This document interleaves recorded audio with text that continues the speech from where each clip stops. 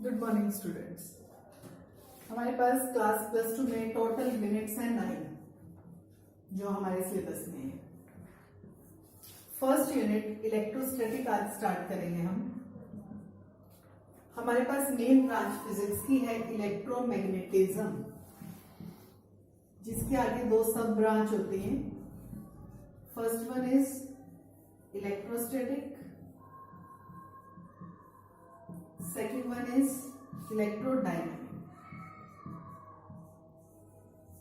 Electrostatic का क्या मतलब है? When charge is at rest. That means electrostatic is a branch of physics which deals with all the phenomena when charge is at rest. Second one is electrodynamics. Electrodynamics means when charge is in motion. That means the branch of physics which deals with the phenomena of charge when it is in motion. That branch or that sub branch is known as electrodynamics. हमारे पास हम क्या पढ़ रहे हैं? Electrostatic. और अभी हमने क्या देखा? दोनों केस में हम क्या पढ़ रहे हैं? चार्ज एक केस में रेस्ट पर है, एक में मोशन में है। तो हमारी जो फर्स्ट यूनिट है इलेक्ट्रोस्टैटिक, वो जब चार्ज रेस्ट पे है उससे रिलेटेड है। सेकंड है हमारे पास इलेक्ट्रोडायनेमिक्स, इसमें कौन सी आएंगे हमारे पास unit? Current electricity second unit जो है हमारी। फिर magnetic effect of electric current third unit है हमारी। और फोर्थ है इलेक्ट्रोमैग्नेटिक इंडक्शन। तो ये चारों यूनिट आपस में इंटरलिंक्ड है, ठीक है। तो सबसे पहले हम देखेंगे, अब यहाँ पे हमने क्या देखा? चार्ज की स्टेट पढ़ रहे हैं। चार्ज एक बार रेस्ट पे है, एक बार मोशन में है। तो सबसे पहले हमें पता होना चाहिए कि चार्ज होता क्या है। What do you mean by electric charge? देखो, अगर केमिस्ट्री के पॉइंट ऑफ व्यू से देखें, आपने केमिस्ट्री में पढ़ा है कि यूनिवर्स जो है वो एटम से बनी होती है। एटम के बीच में जो न्यूक्लियस होता है उसमें प्रोटॉन्स होते हैं, और न्यूक्लियस के अराउंड ऑर्बिट के अंदर इलेक्ट्रॉन्स जो हैं वो रिवॉल्व करते हैं। तो सिंपल सी बात है, प्रोटॉन के ऊपर कौन सा चार्ज होता है? Positive charge. इलेक्ट्रॉन के ऊपर क्या होता है? Negative charge. ये तो हमने केमिस्ट्री में पढ़ा है। तो फिजिक्स में हम क्या कहेंगे? इलेक्ट्रिक चार्ज क्या है? Electric charge is a characteristics of a body by which it experiences some electric force on another object. That means it is a property of an object. It is a property, or you can say characteristics, property of an object by which it apply या experience electric force on another object. दूसरी body पर या दूसरे object पर वो क्या करती है? इलेक्ट्रिक फोर्स लगाती है। तुमने पढ़ा भी हुआ है कि लाइक जो चार्जेस होते हैं they repel each other, unlike charges attract each other. तो जब वो फोर्स ऑफ रिपल्शन या फोर्स ऑफ अट्रैक्शन होता है, वो क्या है? वो इलेक्ट्रिक फोर्स ही है, ठीक है। तो ये हमारे पास इलेक्ट्रिक चार्ज हुआ। इलेक्ट्रिक चार्ज कितने टाइप के हुए? 2 types. Which one? Positive charge and negative charge. अब अगर प्रोटॉन की बात करें या इलेक्ट्रॉन की बात करें, कितना चार्ज होता है? प्रोटॉन के ऊपर होगा 1.6 इंटू 10⁻⁻�9 कूलम, और इलेक्ट्रॉन पे होगा -1.6 इंटू 10⁻⁻⁻19 कूलम। दैट मीन्स सिर्फ साइन का फर्क है, अमाउंट क्या है? इक्वल है, ठीक है। तो यहां से आपको यूनिट भी क्लियर हो गई है। यूनिट क्या है? कूलम। अब डायमेंशन की बात आती है। 10th में आपने पढ़ा है करंट होता क्या है? Rate of flow of charge, that means charge by time. तो हमारे पास चार्ज क्या आएगा? करंट मल्टीप्लाई टाइम,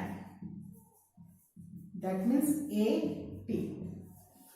तो दोबारा से देखो, इलेक्ट्रिक चार्ज क्या है? Characteristics of an object by which it experience some electric force. It is of two types, positive charge and negative charge. जो इलेक्ट्रॉनिक चार्ज है उसकी अमाउंट कितनी होती है 1.6 इंटू 10⁻⁻19 कूलम। डायमेंशन क्या होती है AT। अब बात आती है characteristics of charge, characteristics of electric charge. Electric charge की कैरेक्टरिस्टिक्स क्या होती है? So next is characteristics of electric charge. सबसे पहले फर्स्ट है हमारे पास कैरेक्टरिस्टिक्स में, फर्स्ट आप कह सकते हो electric charge is quantised. Electric charge is quantised और you can say quantisation of charge. क्या होता है quantisation of charge? It states that the total charge on an object, the total charge on an object is always integral multiple of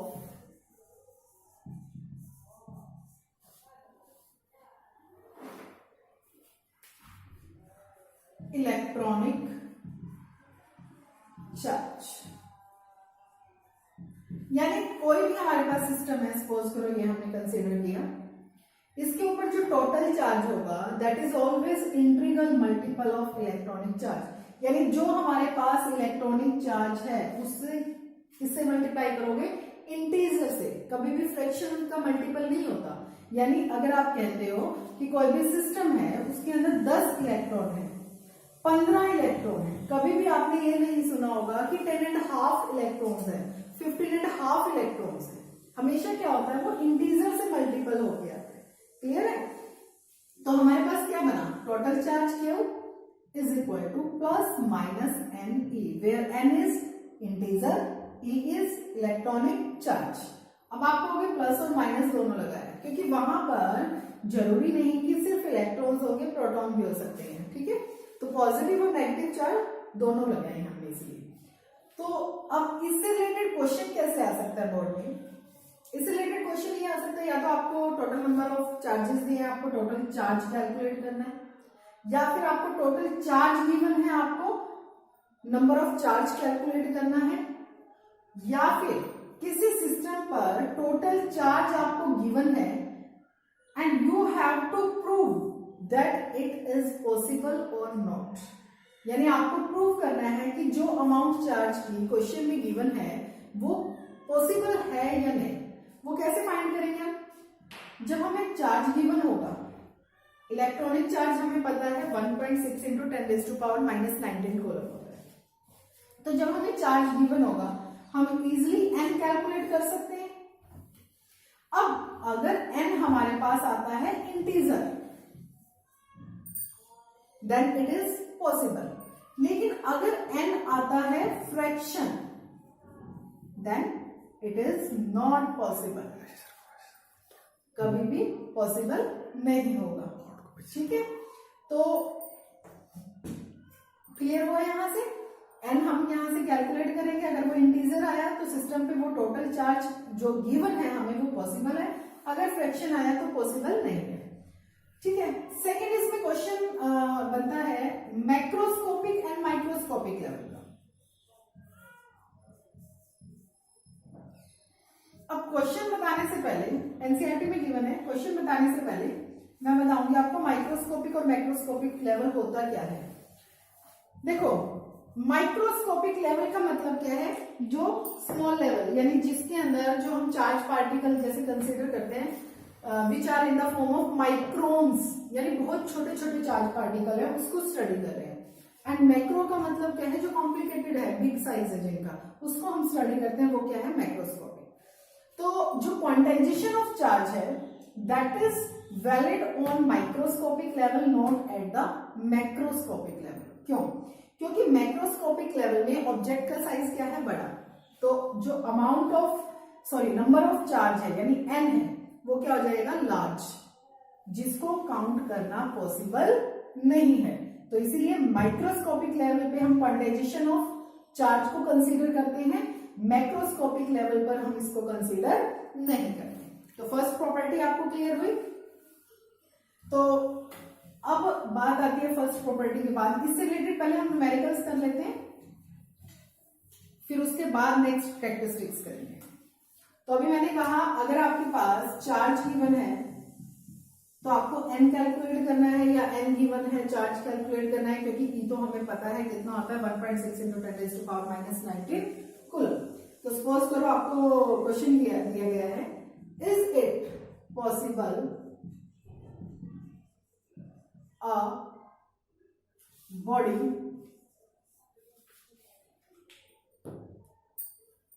of total charge, कुछ भी amount ले लो आप, 8.6 × 10⁻⁻32 coulomb. तो यहां पे हमें क्या करना है, अभी बताया था आपको, हमें पता है क्वांटाइजेशन ऑफ चार्ज से क्या होता है plus minus n. That means here we have to calculate N.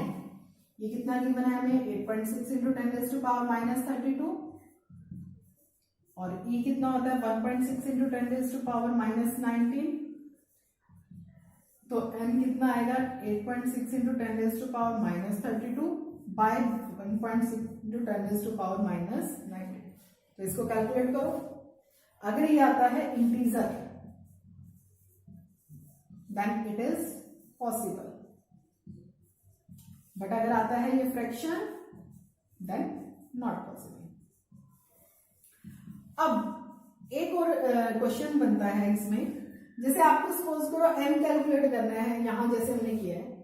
अगर इसने ये नहीं पूछा कि पॉसिबल है या नहीं, सिर्फ आपको कैलकुलेट करना है नंबर ऑफ चार्ज, और आप n कैलकुलेट करते हो, आपके पास आता है 4.5। तो आप ये नहीं है कि क्वेश्चन गलत है, फाइनल में अगर आ जाता है तो आपको इसको अप्रोक्सीमेट 4 लिखकर आंसर देना है। ठीक है, तो ये क्वेश्चंस आपको पता चल गए। नेक्स्ट वीडियो में हम इसके बाद कैरेक्टरिस्टिक्स करेंगे नेक्स्ट, और साथ साथ इसको रिवाइज करते रहना, जो भी क्वेश्चंस बनेंगे वो हम आपको बताते रहेंगे। ठीक है, थैंक यू बेटा।